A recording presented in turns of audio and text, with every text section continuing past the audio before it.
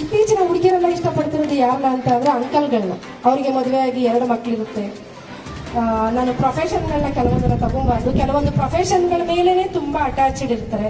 ದಯವಿಟ್ಟು ಆ ಪ್ರೊಫೆಷನ್ ನಾನು ಇಲ್ಲಿ ಅದನ್ನ ಡಿಗ್ರೇಡ್ ಮಾಡಿ ಮಾತಾಡ್ತಿಲ್ಲ, ಜಸ್ಟ್ ಇನ್ ಕಾಮನ್ ಹೇಳ್ತಾ ಇದ್ದೀನಿ.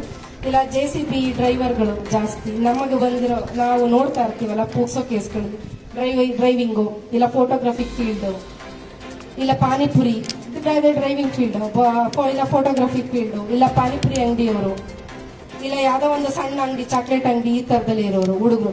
ಯಾರು ಒಬ್ರು ವೆಲ್ ಸೆಟಲ್ಡ್ ಅವ್ರ ಜೊತೆ ಹೋಗಿದ್ದಾರೆ ಕೇಸ್ ಆಯ್ತು ಅನ್ನೋರೇ ಇಲ್ಲ. ಈ ತರದವರೇ ಎಲ್ಲಾರು ಕೇಸ್ಗಳು ಇರೋದು. ಅದರಲ್ಲೂ ಕೆಲವೊಂದು ಸ್ಟೂಡೆಂಟ್ಸ್ ಹುಡುಗರಿದ್ರೆ ಅವ್ರ ಭವಿಷ್ಯನ ಹೆಣ್ಮಕ್ಳೇ ಹಾಳು ಮಾಡಿದ್ ಲೆಕ್ಕ. ಯಾಕೆಂದ್ರೆ ಒಂದು ಸಲ ಪೋಕ್ಸೋನಲ್ಲಿ ಒಳಗಡೆ ಹೋಯ್ತು ಅಂದ್ರೆ, ಅಕಸ್ಮಾತ್ DNA ಪ್ರೂವ್ ಆಯ್ತು ಅಂತ ಅಂದ್ರೆ ಪನಿಷ್ಮೆಂಟ್ ಅಂತ ಯಾರು ಬಂದು ಬೇಡ ಅಂದ್ರೂ ಕೇಸ್ ಕೊಟ್ಟಿರೋ ವಾಪಸ್ ತಗೋತೀನಿ ಅಂದ್ರೆ ಪನಿಷ್ಮೆಂಟ್ ಆಗುತ್ತೆ. DNA ಪ್ರೂವ್ ಆಯ್ತು ಅಂದ್ರೆ, DNA ಪ್ರೂವ್ ಅಂದ್ರೆ ಅವ್ರು ಅಕಸ್ಮಾತ್ ಪ್ರೆಗ್ನೆಂಟ್ ಆಗಿತ್ತು ಅಂತ ಅಂದ್ರೆ ಅವ್ರದ್ದು ಏನು ಅವನು ಅಕ್ಯೂಸ್ ಇರ್ತಾನೆ, ಅವರಿಬ್ರದ್ದು DNA ಮ್ಯಾಚ್ ಆಯ್ತು ಅಂತ ಅಂದ್ರೆ ಅವನಿಗೆ ಪನಿಷ್ಮೆಂಟ್ ಗ್ಯಾರಂಟಿ ಆಗುತ್ತೆ.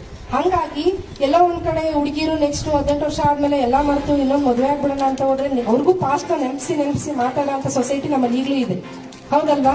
ನಾವು ಅದರಿಂದ ಹೊರಗೆ ಬರೋಕ್ಕೆ ತುಂಬಾ ಪ್ರಯತ್ನನೇ ಮಾಡ್ಬೇಕು. ಅದಕ್ಕಿರೋಕೆ ಒಂದೇನು ಎಜುಕೇಶನ್, ಚೆನ್ನಾಗಿ ಓದ್ಬೇಕು, ಅದರಿಂದ ಓವರ್ ಇಲ್ಲ ಆಗ್ಬೇಕು. ಬಟ್ ಹುಡುಗರಿಗೆ ಓದಿದ್ರು ಪಾಸಿಬಲ್ ಇರುತ್ತೆ, ಯಾಕಂದ್ರೆ FIR ಆಗಿರುತ್ತೆ.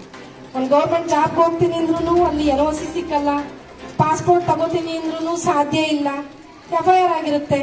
ಕೇಸ್ ಮುಗಿದ್ರೆ ಪನಿಷ್ಮೆಂಟ್ ಗ್ಯಾರಂಟಿ. ಪೋಕ್ಸೋ ಕೇಸ್ 20 ವರ್ಷ